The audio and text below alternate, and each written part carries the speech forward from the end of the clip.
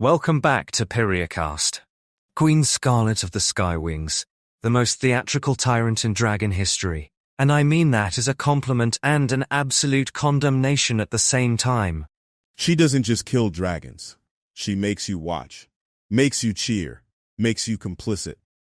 Today we're asking, why does Scarlet turn violence into theatre, and what does that reveal about power, fear, and control? All right, Kubli. Queen Scarlet, where do we even start? With the fact that she's terrifying not because she's the strongest or the smartest, but because she understands performance. Oh, she loves performance. Every execution is an event. Every punishment is a show. The arena isn't just where dragons fight. It's her stage. And she's the director, the producer, and the star. She controls everything, the audience, the prisoners, even how we remember what happened there. Which is brilliant and horrifying. Brilliantly horrifying? Let's go with horrifying. But yeah, there's craft to what she does, and that's what makes her so dangerous.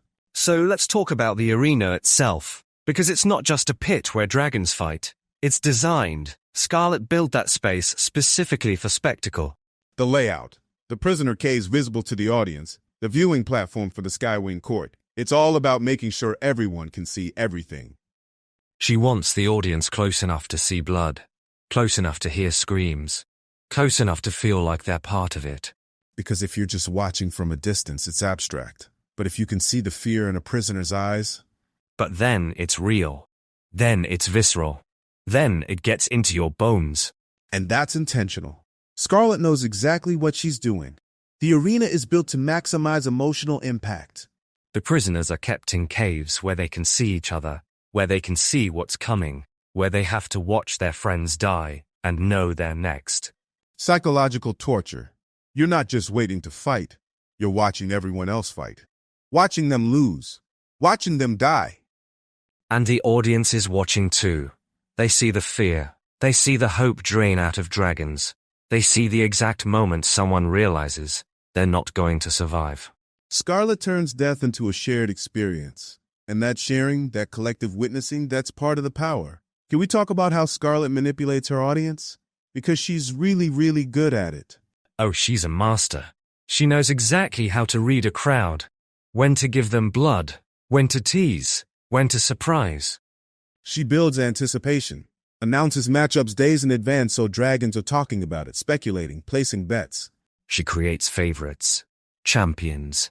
Dragons the audience knows. Roots for. Gets emotionally invested in. And then she kills them. Or makes them kill each other. And the audience is devastated, but they keep coming back. Because the next fight might be different. The next champion might survive. There's always hope. Just enough hope to keep them watching. Which is cruel. She's not just killing prisoners. She's manipulating the emotions of everyone watching. Making them hope. Making them care. And then crushing that. And here's the thing, Quibbly. The audience enjoys it. They cheer. They gasp. They're entertained. Which makes them complicit. That's the brilliance of it. Scarlet doesn't rule through fear alone. She rules through shared guilt. Everyone who watches is part of it. Everyone who cheers is responsible. And once you're responsible, you can't oppose her without opposing yourself. She turns her entire kingdom into accomplices. Scarlet doesn't just throw dragons into the arena and let them fight. She creates drama. Narrative. Story. The pre-fight announcements. The way she describes each prisoner. Building up their backstory. Son. She's giving the audience characters to care about. Heroes and villains. Underdogs and champions. Even though they're all prisoners. Even though none of them want to be there. She's imposing a story on them. And the audience believes it. They start seeing prisoners as the brave Icewing, or the cunning Nightwing, instead of as dragons being forced to fight for their lives. It's dehumanizing. She turns real dragons with real lives into characters in her show. But it works. Because dragons want stories. They want meaning. Even if the meaning is artificial. And the ceremony, the formality of it all, the announcements, the rules, the way she presides over everything like it's a legitimate sporting event. It gives the violence legitimacy, makes it feel organized, official, acceptable. When really it's just murder.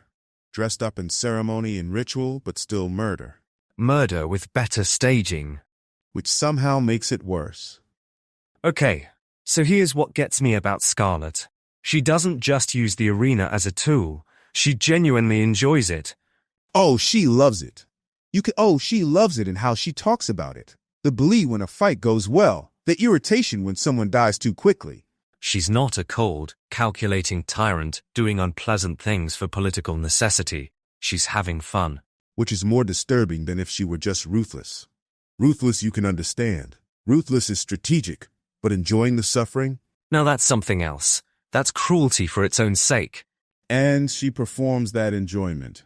She wants everyone to see that she's entertained, that their pain amuses her. Because that sends a message. I'm so powerful. I can make a game out of your death. I can laugh while you die. I can laugh while you die. It's dominance. Absolute, theatrical dominance. And she gets to be the star of her own show. Every fight, every execution, she's the center of attention. Everyone's watching her react. Everyone's watching her react, waiting for her judgment. She's addicted to it. The attention, the power, the control. The arena feeds something in her. And that addiction makes her predictable, which is eventually what makes her vulnerable. Because she can't stop. She can't walk away from the performance, even when it would be smarter to. So let's talk about what changes when Clay enters the arena. Because Scarlet's whole system is built on prisoners behaving a certain way. Gun. And Clay doesn't. Right. He refuses to play along, and it breaks the spell. The moment he refuses to kill Fjord, that's the moment Scarlet loses control of the narrative. Why? Because the arena only works if prisoners fight for their lives. If they're desperate, violent, willing to kill to survive. But Clay wins the fight, and then just doesn't kill. Stands there and says no. And the audience doesn't know what to do with that. They've been trained to cheer for blood. But here's this dragon who won, who proved he's strong, and he's choosing mercy. Which is more impressive than violence. Anyone can kill when they're scared. Clay's strong enough to win, and kind enough to spare. And Scarlet hates it. You can see her scrambling to regain control. She doesn't know how to narrate this. Her whole system is built on making dragons into violent spectacle. And Clay just isn't. He's gentle. He's compassionate. He treats Peril like a person. And that compassion is contagious. The audience starts to see the prisoners differently. Not as characters in Scarlet's show, but as dragons. Scarlet built a machine that runs on dehumanization. And Clay humanizes everyone he touches. Which is why he's so dangerous to her. Not because he's physically threatening, but because he undermines the entire premise of the arena. Let's zoom out for a second, Deathbringer. Why does spectacle work as a form of control? Because it's not just about fear. It's about making fear beautiful, making it entertaining, making dragons want to participate. If Scarlet just executed prisoners in a dungeon, it would still be terrifying, but it wouldn't be compelling. The arena makes tyranny into something you watch, something you talk about, something that becomes part of the culture. And once it's culture, it's hard to resist. You're not just opposing a queen, you're opposing a tradition, an institution. The arena becomes bigger than Scarlet. It becomes a thing in itself. Dragons who've never met her still know about her arena, still talk about the champions, still remember the famous fights. She's built a myth around herself, and myths are harder to kill than dragons. Plus, spectacle distracts. While everyone's watching the arena, they're not organizing resistance, they're not questioning her rule, they're entertained. Grid and circuses. Keep the population watching the show and they won't notice the change. Except Scarlet's version doesn't even include bread. Just circuses, just blood and drama and fear dressed up as entertainment, prayer, or that's see. And it works. For years it works, until Clay shows up and refuses to be part of the show. We should talk about how Scarlet uses humiliation, because it's not just about killing dragons. She breaks them first. Oh, she's methodical about it. The way she displays prisoners in those caves, the way she describes them to the audience, mocking them. Father, she strips them of dignity before she strips them of life. And humiliation is a powerful weapon. If you can make someone feel worthless, ashamed, degraded, the less likely to resist. They've already internalized that they don't matter. Scarlet does this with Glory constantly, calling her lazy, useless, not even worth keeping in a proper prison. She's trying to make Glory believe what she's saying, trying to make Glory give up. But it doesn't work, because Glory spent her whole life being told she's worthless, and she's refused to believe it. Glory's already fought that battle. Scarlet can't break her with words because Kestrel already tried. Which is one of the few times Scarlet's tactics fail. She's so used to breaking dragons psychologically that she doesn't know what to do with one who can't be broken. Glory's been humiliated by experts. Scarlet's amateur hour by comparison. Harsh, but accurate. So, Deathbringer, what does Scarlet reveal about rulers who need fear to be seen? That they're insecure. Deeply, fundamentally insecure. Ha ha ha. Yeah. If you're secure in your power, you don't need to constantly demonstrate it. You don't need to make a show of how dangerous you are. Scarlet's whole reign is performance, because without the performance, what is she? Another SkyWing queen. Powerful, sure, but not special. The arena makes her special. It makes her memorable. It makes her feared in a way that ordinary power doesn't. But it also makes her dependent. She needs the arena. She needs the audience. She needs dragons to be afraid and impressed. Which means she's not actually in control. The performance is in control. She's trapped by her own spectacle. And that's the paradox of spectacle-based power. It looks overwhelming. It feels unstoppable, but it's actually fragile. Because the moment the audience stops believing in the show, the moment someone like Clay breaks the illusion, it all falls apart. Scarlet built her power on sand. Beautiful, dramatic, theatrical sand. But still sand. And when the Dragonettes escape, when they reject her narrative, when they refuse to be characters in her show, the sand shifts, and she starts to fall. Can we talk about how Scarlet changes the emotional tone of the whole account? Oh, everything gets bigger when she shows up. More dramatic, more terrifying, higher stakes. Before the arena, the Dragonettes were prisoners, but they were relatively safe. The Guardians were terrible, but they weren't actively trying to kill them. Scarlet is actively trying to kill them, or make them kill each other. The threat becomes immediate and visceral. And the scale changes. The cave was small, claustrophobic, personal. The arena is public. It's spectacle. Hundreds of dragons watching. The Dragonettes go from being hidden away to being the center of attention, and not in a good way. Everything they do is being watched, judged. Narrated by Scarlet, they lose all privacy, all safety. And that's terrifying in a different way than the cave was. The cave was isolation. The arena is exposure. Both are forms of control, but Scarlet's control is louder, more aggressive, more invasive. She doesn't just want to control their bodies. She wants to control how they're seen, how they're remembered. She wants to own the story of who they are. And that's a special kind of violence. Not just physical, but narrative. Cubely, why is Scarlet so unforgettable? What makes her stick in your mind? Because she's fully herself. She's not hiding who she is or pretending to be better. She's openly, gleefully cruel. She owns it. She's not conflicted. She's not justified. She's not tragic. She's just committed to being terrible. And there's something almost refreshing about that honesty. She's not lying about what she is. She's a villain who enjoys being a villain, who takes pride in her cruelty, who makes an art form out of it.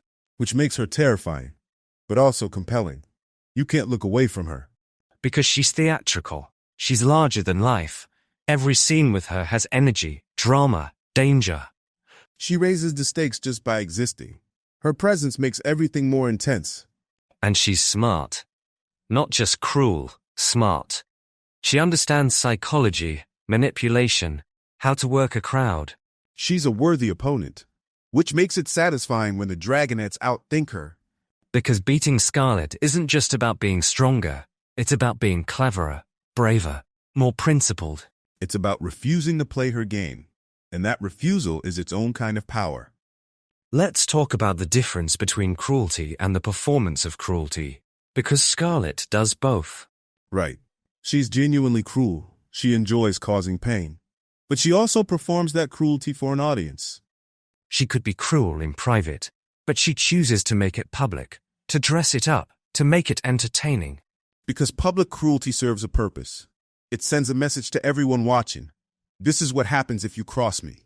But it also serves her ego. She likes being the center of attention. She likes dragons watching her, reacting to her, fearing her. The performance feeds her sense of power. Every gasp from the audience, every cheer, every shocked silence confirms that she matters, that she's important, that she's in control.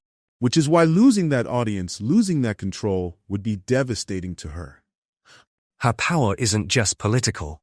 It's psychological. It's emotional. It's about being seen. And that need to be seen, that's our weakness. Because if you need an audience, you're dependent on them. And dependence is vulnerability. How does Scarlet compare to other powerful dragons in the war? What makes her different? She's more theatrical than most. Byrne is ruthless, but she's not performative. Blaze is performative, but she's not competent. Scarlet is both. She's genuinely dangerous, and she makes sure everyone knows it. Most tyrants want obedience. Scarlet wants adoration, or at least attention. She wants dragons talking about her. Which makes her vain, and vanity is exploitable. But it also makes her unpredictable, a purely strategic villain you can anticipate. Scarlet does things because they're dramatic, even if they're not smart. They're keeping the dragonettes alive for the arena, instead of just executing them immediately. Exactly. A smarter villain would have killed them right away. But Scarlet wants the show. She wants the spectacle of the prophecy dragonettes fighting in her arena. And that gives them time. Time to plan, time to bond with Peril, time to escape. Her need for drama defeats her. The performance becomes more important than the outcome. Which is fitting. She built her power on spectacle, and spectacle is what brings her down. What's the lasting impact of the arena? What does it leave behind? Trauma. So much trauma. Every dragon who was there, who fought, who watched, they carry it with them. Clay's gentle, but he's also a survivor of Scarlet's arena. That shapes how he sees violence, how he reacts to threats. Pyrrh's entire identity was built by the arena. She's Scarlet's champion. That's who she thinks she is. And unlearning that, becoming someone who's not defined by the arena, that's going to be her whole journey. The arena doesn't end when the dragonettes escape. It follows them. It echoes. And other dragons remember it too. The SkyWing kingdom, the dragons who watched, the ones who cheered. I have to live with what they participated in. They have to reconcile being entertained by death. That's Scarlet's real legacy. Not power or fear, but guilt. Collective, cultural guilt. She turned an entire kingdom into witnesses. And you can't unsee what you've seen. The arena will haunt Pyrrhia for generations. Dragons will talk about it, write about it, try to understand how they let it happen. Because spectacle can blind you. Make you forget what you're really watching. Make you forget what you're really watching. Make you complicit before you realize what you've done. And that's the most dangerous thing about Scarlet. Not her strength or her cruelty, but her ability to make cruelty normal, acceptable, entertaining. She almost made tyranny fun, and that's unforgivable. Queen Scarlet, the show dragon, the tyrant who turned violence into theater. She understood something most rulers don't. Fear is more powerful when it's beautiful, when it's dramatic, when dragons can't look away. But beauty doesn't make it right. Drama doesn't make it acceptable. And spectacle can't hide cruelty forever. Eventually, someone stands up. Someone refuses to play along. Someone like Clay says, "I'm not doing this." And the spell breaks. That's actually a perfect summary, Cubly. I'm impressed. Don't let it go to your head. My head? What about your head? You just summarized an entire complex political analysis in 3 sentences. That's just me being efficient. Show off. Says the dragon who literally just spent 20 minutes talking about theatrical tyrants. Fair point. All right, next time, we're diving into something that's going to hurt a bit. The dragonettes as a group.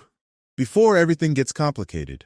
Yeah, that bond. Those 5 dragonettes in the cave, then in the arena, choosing each other over everything else. That's the foundation of everything that comes after.